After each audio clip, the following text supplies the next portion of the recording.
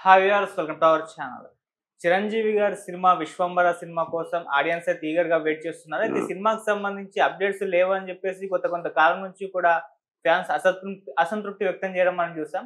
So, ఆ నేపథ్యంలోనే ఇప్పుడు వశిష్ఠ గారు ఒక ఇంటర్వ్యూ చెప్పారు. ఈ సినిమా స్టోరీ హింట్ ఇచ్చేసారు. అంటే ఏ విధంగా ఉండబోతుందని చెప్పేసి.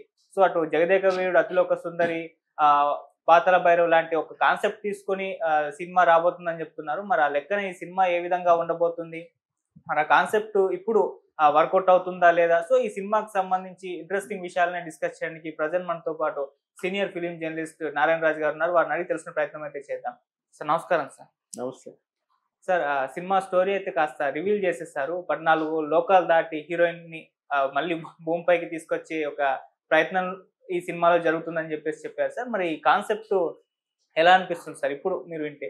ఇప్పుడు 'విశ్వంబర' సినిమా ఎలా ఉండబోతుంది, ఎలా ఉంటుందనేది ఆ టైటిల్ అనౌన్స్ చేసినప్పుడే కొంత చర్చకు దారితీసింది. ఆ కాన్సెప్ట్ ఏమిటో కూడా చూచాయిగా మనం ఊహించవచ్చు. ఓకే.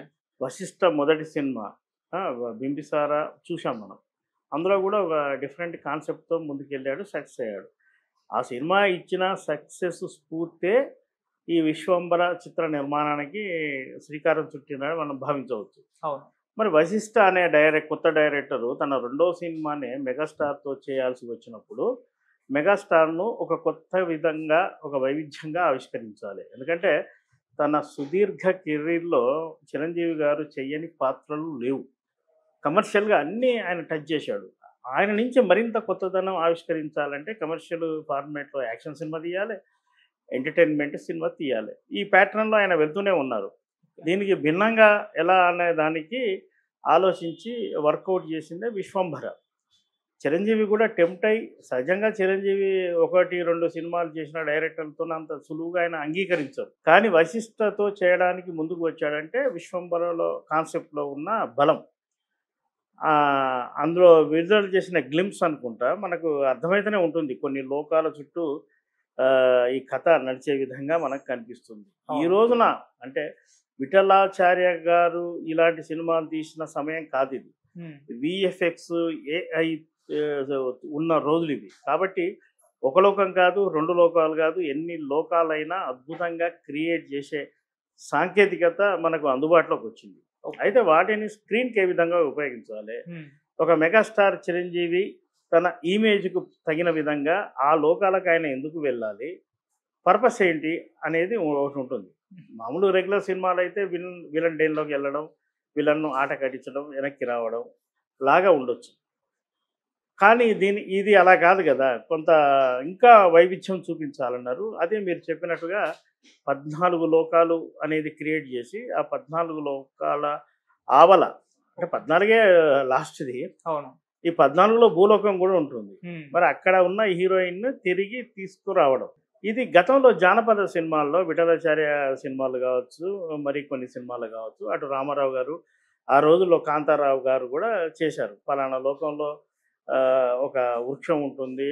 ఆ వృక్షం తొర్రలో ఒక ఆకు ఉంటుంది. సంథింగ్ ఉంటుంది. అది తీసుకొని రావాలి అనే కాన్సెప్ట్‌లు గతంలో వచ్చాయి. హ్మ్. ఆ రోజుల్లో ఆ లోకాన్ని క్రియేట్ కూడా చేశారు. అందులో ఓకే. దేవలోకం ఉండేది, నాగలోకం ఉండేది, రాక్షస లోకం ఉండేది, ఇలా లోకాలుండేది. ఇప్పుడు చరిత్రలో అంటే హిందూ ధర్మంలో ప్రచారంలో ఉన్న ప్రకారం మనకు 14 లోకాలున్నాయి. 7 లోకాలు పైన, 7 లోకాలు కింద ఉన్నాయని అంటారు. ఈ కింది లోకాల్లో ఈ రాక్షసులు, పాములు, కాలకేయులు ఇలాంటివి ఉంటే, పైన మనుషులతో పాటు దేవతలు, బ్రహ్మదేవుడు ఇలాంటి లోకాలున్నాయి. ఓకే. ఆ లోకాలు, ఈ లోకాల్ని మరి హీరో ఎందుకోసం వెళ్ళాడు?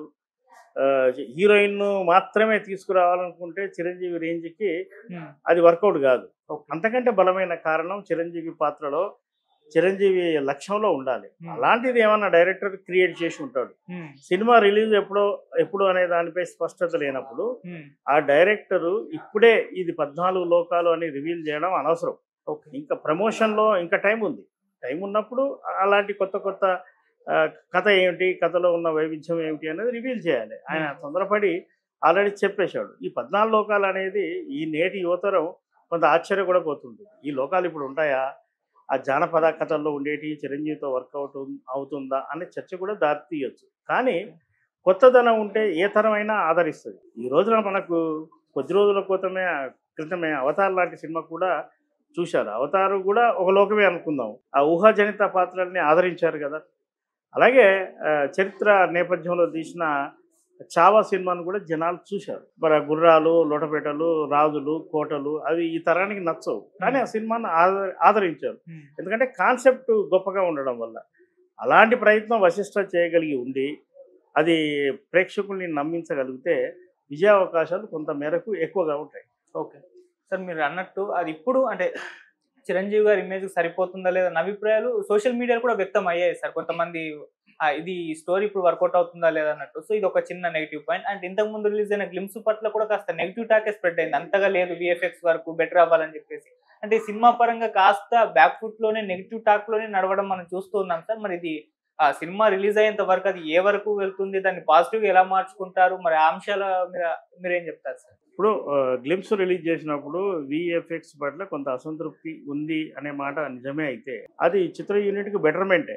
ఎందుకంటే ఆ తర్వాతది ఇంకా బాగా చేసేందుకు అవకాశం ఉంటుంది. ఏదన్నా పొరపాటు జరిగి ఉంటే ఇప్పుడు రివ్యూ రూపంలో వాళ్ళకి తెలిసింది కాబట్టి దాన్ని సరిదిద్దుకుంటారు. విఎఫ్ఎక్స్ ఈ రోజున అద్భుతంగా అసలు నిజమేది అబద్ధమేది అని చేసిన వాడు కూడా కనిపెట్టలేని విధంగా క్రియేట్ చేస్తున్నారు. కాబట్టి దాని మీద ఎలాంటి అనుమానాలు అవసరం లేదు. మామూలు బుల్లితెర మీదనే అద్భుతంగా క్రియేట్ చేసినప్పుడు చిరంజీవి లాంటి హీరో సినిమాకు అద్భుతమైన లోకాలను క్రియేట్ చేసి మనం కూడా ఆశ్చర్యపోయే విధంగా వాళ్ళు క్రియేట్ చేస్తారు. జగదేక వీరుడు అతిలోక సుందరిలో ఇంద్రలోకాన్ని క్రియేట్ చేశారు. ఆ రోజు ఇంట్రడక్షన్ శ్రీదేవి చిరంజీవి పాటలో కూడా ఒక లోకాన్ని క్రియేట్ చేశారు. అప్పుడు ఈ ఆధునికత లేదుగా, కెమెరా మ్యాజిక్తోనే వాళ్ళు చేయగలిగారు. ఆ రోజున పాతాళ భైరవిలో కానీ మాయా బజార్ సినిమాల్లో కానీ ఇలా అద్భుతాలని వాళ్ళు చూపించగలిగినప్పుడు ఇంత హంగామా, ఇంత టెక్నీషియన్లు, ఇంత డబ్బు పెట్టగల ప్రొడ్యూసర్లు తీస్తున్న సినిమాలకు ప్రపంచవ్యాప్త మార్కెట్ ఉన్నప్పుడు ఇంకా అద్భుతంగా క్రియేట్ చేయగలుగుతారు. ప్రేక్షకులు ఏదో ఒక మాట పట్టుకొని లేదా ఒక 10 సెకండ్ల గ్లింప్స్ పట్టుకొని ఆ సినిమా మీద ఒక నెగిటివ్ అభిప్రాయానికి రావడం సరికాదు. ఎందుకంటే అందరికంటే విపరీతంగా ఆలోచించే వ్యక్తి చిరంజీవి. తన సినిమా విషయంలో సినిమా ఫలితం ఒక్కోసారి వ్యతిరేకంగా వచ్చిన ప్రయత్నంలో మాత్రం ఆయన లోపం ఉండదు. అన్నీ సరి సమానంగా ఉన్నప్పుడే ఆయన రంగంలో దిగుతారు. అలా చేస్తున్న సినిమానే విశ్వంబర. రిలీజ్ ఆలస్యం కావచ్చు కానీ ఆ సినిమా కాన్సెప్ట్ ఖచ్చితంగా ఈ తరం జనరేషన్కు అంటే 16-15 ఏళ్ళ పిల్లలు కూడా మెచ్చే విధంగా ఉంటుందని నేను అనుకుంటున్నాను. ఓకే, సో సినిమా ఆలస్యం కావచ్చు అన్నారు. మాక్సిమం ఈ ఇయర్లో రావచ్చు సార్, నెక్స్ట్ ఇయర్కు వెళ్ళిపోతుంది అంటారు? అంటే ఒక క్లారిటీ అయితే ఇప్పటి వరకు కూడా లేదు. సో మీ ఎక్స్పెక్టేషన్స్లో సినిమా ఫలానా రోజే రావాలి, ఫలానా పండక్కే రావాలి, చిరంజీవి బర్త్డే కాబట్టి అప్పుడే రిలీజ్ చేయాలన్న నిబంధన ఏమీ లేదు.